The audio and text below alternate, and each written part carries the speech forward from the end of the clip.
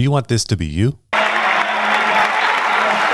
Then follow these 5 tips on how to run faster. If you're interested in learning more things like this, just hit that thumbs up or comment below so that I know that this is useful for you. Tip number 1 is going to be to run. This seems simple, but you'd be surprised how many of my clients think that they can lift their way into running faster. And that's just not true. There is no substitute for running. Everything besides what you're trying to achieve is supplementary. That includes lifting, biking, all that other stuff, core work. Even the stretching and everything that I'm a big fan of, that's all supplementary. If you want to get faster, you have to run. The second tip on how to run faster is to jump. Sprinting is actually a series of jumping repeated really fast. So if you look at the sprinting form in slow motion of any of the best sprinters, they're actually jumping onto the next foot. The average stride length of a sprinter is 2 meters or around like 7 feet. So you can imagine the really good ones, they're jumping even further. And I'm not sure about you, but the only way I can get from one foot to the other in 7 feet is to jump. So including plyometric exercises into your sprinting routine will help you achieve maximal stride length and maximum stride power while running. Tip number 3 on how to get faster is to walk. Wait, back up.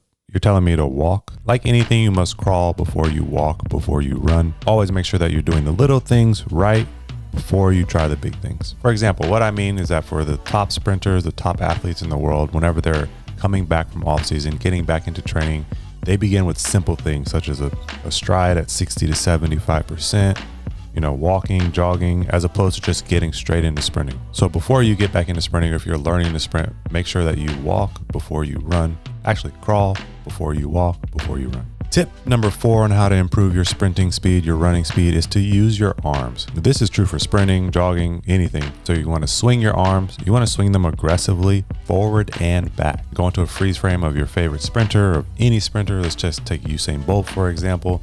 Look at the size of how his arms are, like how big and separated they are.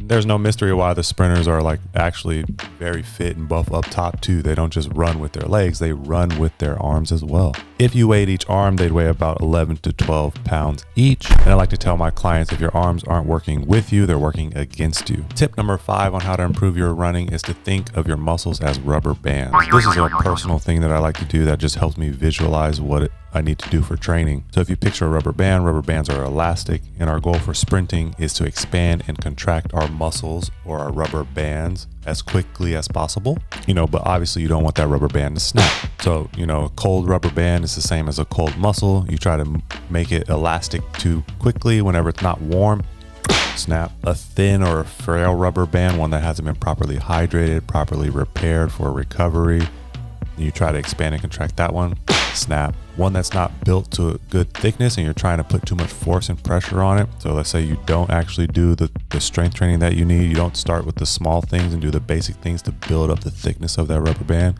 and you go to sprint, snap. So I learned these tips and tricks just with the 20 plus years that I've been involved in track and field and in sports. I now help others run faster, jump higher, jump further. I'm always learning new things as a coach from my clients.